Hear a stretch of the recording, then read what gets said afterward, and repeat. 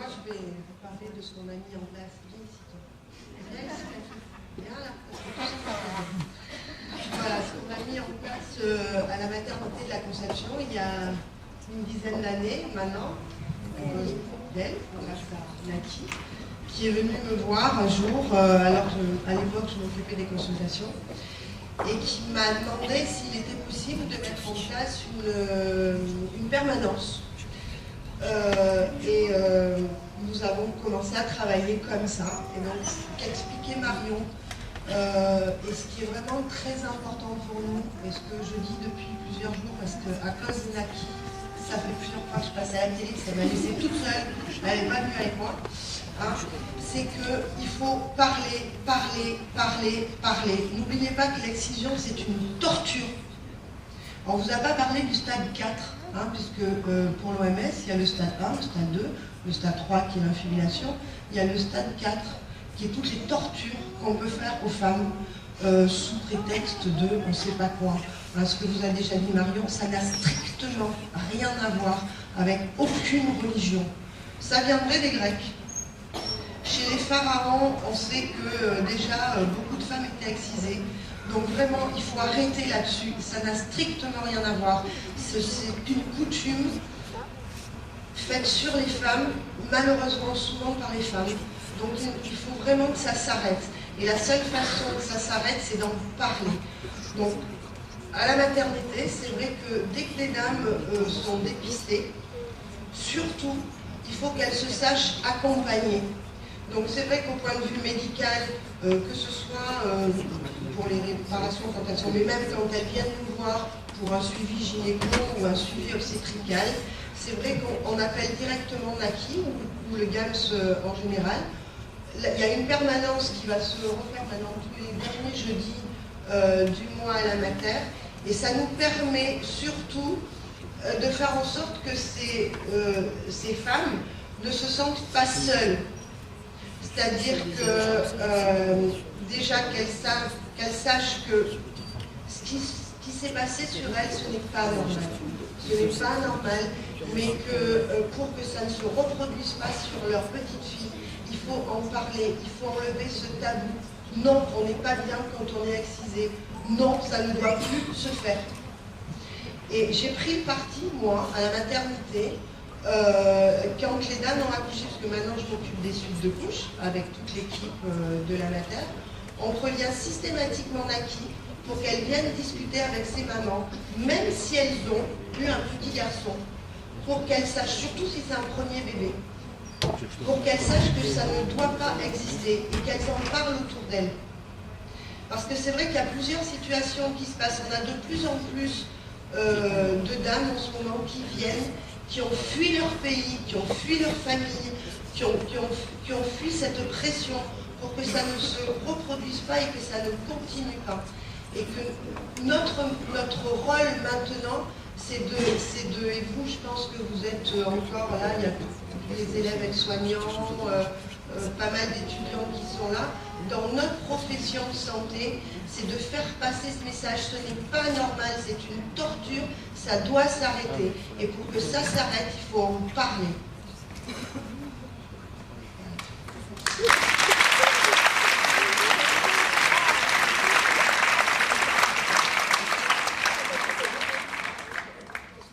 C'est à répondre à vos questions si vous en avez. Vous êtes ça? Ou alors vous n'en avez pas.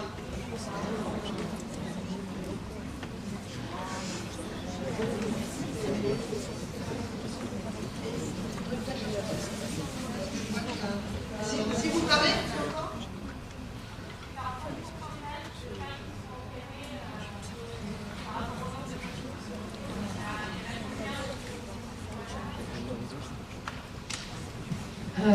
les chiffres, donc du coup en France, alors connus, répertoriés, il y a environ 55 000 femmes. Donc le plus gros centre qui est fait à Paris où ils opèrent le plus, alors il y a deux gros centres maintenant, il y a Saint-Denis Pierre Foldès est venu former l'équipe de Saint-Denis où ils ont mis tout un réseau. Donc c'est les deux gros centres à Paris. Les dernières études de Pierre Foldès recensaient environ 3 000 à 4 000 cas de chirurgie, nous on en est à beaucoup moins, j'ai envie de dire malheureusement ou heureusement, est-ce qu'on a moins de dépistage, on en fait moins. Je dirais en termes de pourcentage d'opérés, il y en a 5%, 10%, pas plus. En termes de reconstruction clitoridienne, après les désinfibulations, le fait d'ouvrir les petites lèvres pour retrouver une anatomie et permettre un accouchement, ça se fait de manière plus fréquente parce que ce sont des patientes souvent qui ont des dépistements dans la grossesse qui permettent d'accoucher par les voies naturelles de manière physiologique. Donc ça, c'est beaucoup plus en termes, je ne sais pas si on en voit, mais il y en a quand même pas mal. Des patientes qu'on voit, auxquelles on fait une désinfibulation, on va dire simple, je dis simple entre guillemets parce que ce n'est pas des choses simples, pour les patientes de celles qu'on dépiste, quasi toutes en termes de grossesse. Les patientes enceintes, en tout cas, on ne les laisse pas comme ça. Après, la reconstruction clitoridienne, c'est tout un schéma de prise en charge globale qui dure 1 an avant d'être opéré. C'est beaucoup moins fréquent, je dirais 5 à 10%. Après, les infibulations, comme vous avez vu, c'est vrai qu'on n'en a pas énormément, en tout cas nous à Marseille, parce que c'est souvent l'Afrique de l'Est. Alors la population qu'on reçoit à Marseille, c'est plutôt l'Afrique de l'Ouest. Mais bon, ça nous arrive quelquefois. Et ce qui est difficile, c'est quelquefois des dames qui arrivent pour accoucher, qui sont arrivées il n'y a pas longtemps, qui ne savent pas qu'elles sont excisées, et qui ont vécu le martyre et qui continuent à vivre le martyre pendant qu'elles accouchent parce que c'est vraiment difficile. C'est pour ça que travailler avec Naki, c'est vraiment très bien, parce que ce qu'on vous expliquait tout à l'heure, c'est aussi la prise en charge pluridisciplinaire. Ces femmes-là, surtout, notre rôle, c'est qu'elles se sentent entourées, surtout pas les stigmatiser, c'est surtout pas leur faire croire que ce qu'elles ont eu, c'est mal pour elles, les pauvres, parce que ça a été l'enfer. Mais nous, on est là pour les accompagner, pour les aider, et que surtout, elles ne reproduisent pas après ce qu'elles ont vécu.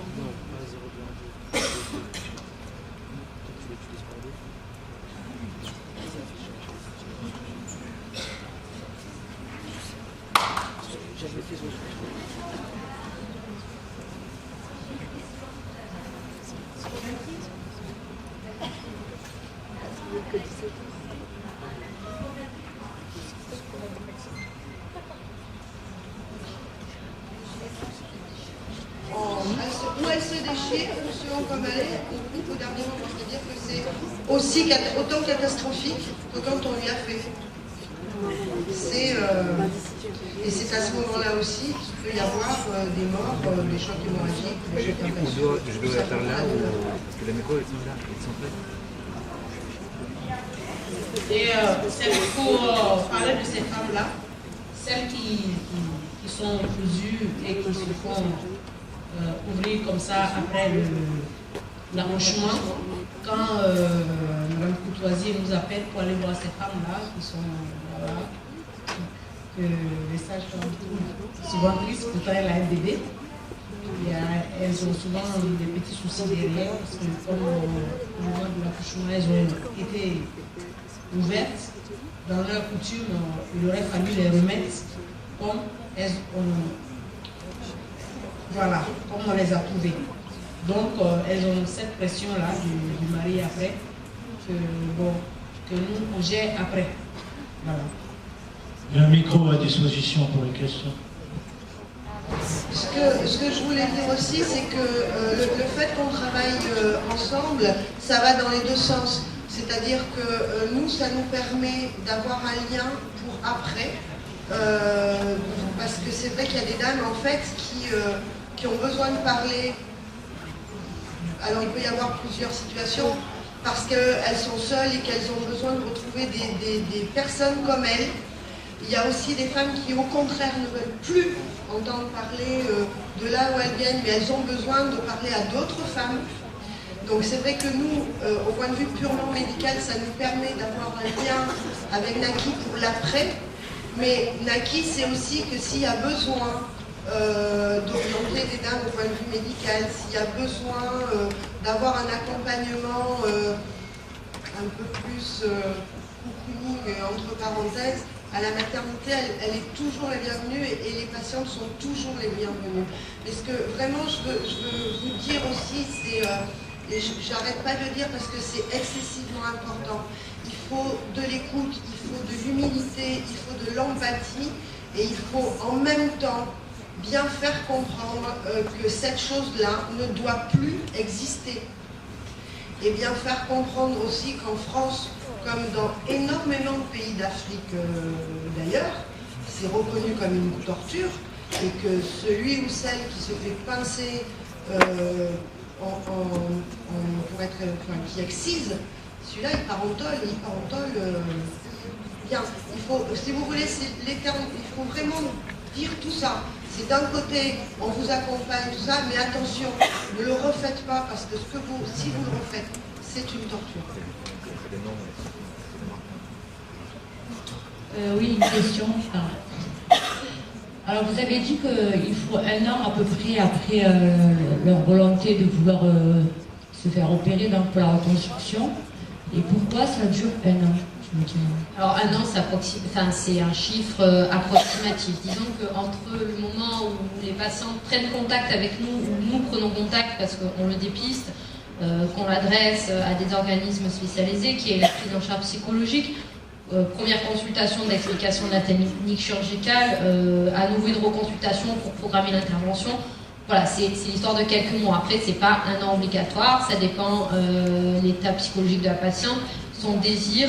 C'est-à-dire que le temps d'organiser les choses et les choses soient bien faites, voilà, c'est souvent quelques mois. Après, c'est vrai que j'ai dit 1 an parce que souvent le temps que tout soit expliqué à la dame, que le schéma dans sa tête soit fait, qu'elle ait envie d'être opérée, qu'elle passe le cap d'être opérée, qu'elle soit demandeuse, c'est souvent plusieurs consultations avec plusieurs intervenants. Voilà.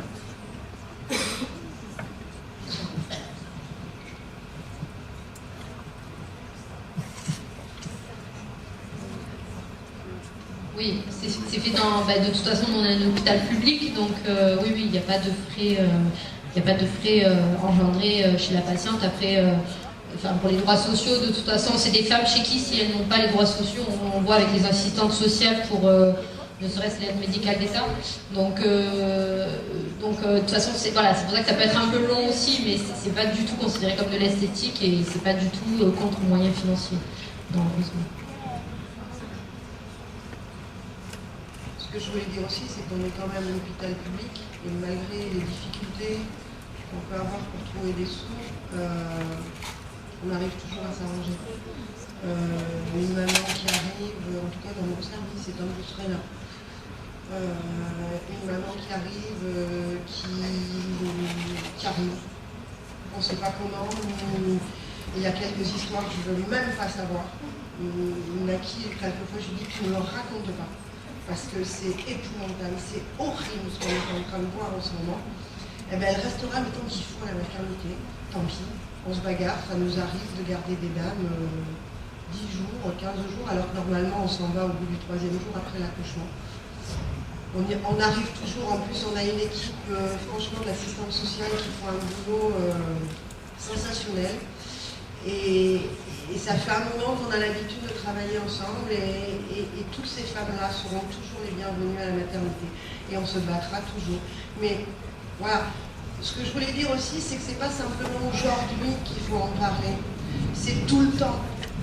C'est tout le temps. Et en plus à Marseille, on est vraiment en plein milieu des flux migratoires et on voit de plus en plus de choses épouvantables en ce moment. Donc c'est vrai que on est là, quoi, et c'est vrai qu'il faut en parler autour de vous, c'est vrai que c'est quelque chose, c'est plus tabou, ça existe, mais en fait on en parle très peu. Ce matin j'étais avec une journaliste, je dis mais c'est super que vous en parliez aujourd'hui, mais parlez-en beaucoup plus, c'est épouvantable, et il y a encore des tas de pays où c'est interdit, où ça se fait. On parle toujours de l'Afrique, mais il n'y a pas qu'en Afrique, en Asie, et c'est grâce à une des élèves qui avait eu l'année dernière, qui était venue me parler parce que ça lui était arrivé elle, alors qu'elle était indonésienne. On n'en parle jamais. Et c'est un des pays où ça se fait le plus. Donc il faut arrêter aussi de penser que l'excision c'est Afrique. C'est malheureusement bien plus la Chine, voilà. C'est bien plus étendu que ça. voulais rajouter quelque chose. Oui, vous avez raison, ça se fait dans plusieurs communautés. Il n'y a pas que on a dit, il n'y avait pas de religion, il y a aussi une communauté catholique, chrétienne plutôt, en Colombie, qui le pratique. Il y a certaines ethnies, je ne sais pas si on peut dire ça, juives, qui l'utilisent aussi. Donc c'est pour ça qu'on dit qu'il n'y a pas de religion là-dedans, c'est vraiment une pratique tribale, d'origine. Les Égyptiens le faisaient, donc je suppose que ça rejoint ce que vous disiez tout à l'heure, les 6000 ans. Énormément en Égypte, vous l'avez dit. Et là en Égypte, carrément, c'est au coin de rue, il y a des endroits, une petite boutique où ça se fait. Moi j'aimerais juste finir sur quelque chose. Ce qu'on a remarqué en travaillant sur le rapport, c'est maintenant la crainte de la médicalisation de la pratique. C'est-à-dire que maintenant les parents demandent à un chirurgien de le faire parce que ça leur donne une meilleure conscience. Ils se disent comme ça, ma petite fille, elle risque pas rien, elle sera, sa vie est sauvée, etc. Mais c'est tout aussi abominable, c'est tout aussi une torture et une violence et ça ne devrait même pas exister. Et je pense que, du point de vue, vous êtes médecin, je pense qu'on ne peut pas le tolérer. Voilà. Puis de toute façon, c'est pas tolérable. Voilà, c'est pas tolérable. Légalement parlant, ce n'est pas tolérable. Ne le perdez jamais de vue, ce n'est pas tolérable. C'est une torture et c'est considéré comme une torture. Et c'est interdit dans les pays, dans beaucoup de pays.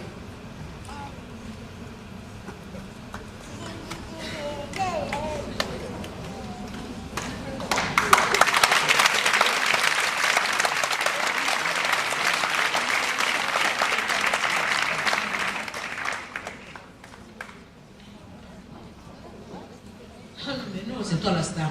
Merci encore à Françoise, sans qui on n'aurait pas pu mettre cette permanence en place. Parce que c'est difficile pour nous autres qui ne sommes pas des professionnels de santé d'arriver dans un hôpital et se faire accepter. Voilà. Donc aujourd'hui, si l'hôpital Conception est reconnu vraiment comme l'hôpital où toutes les femmes qui sont excisées, une maternité, doivent s'adresser, c'est aussi grâce à elle et au professeur Agostini, parce qu'il y a eu une volonté quand même.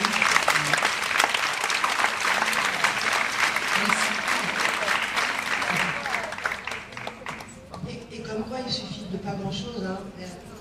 Moi, j'en ai pas plus. Il suffit de bonne volonté et d'un coup de téléphone. Mais franchement, hein, ça ne veut pas dire qu'il n'y a pas besoin de sous.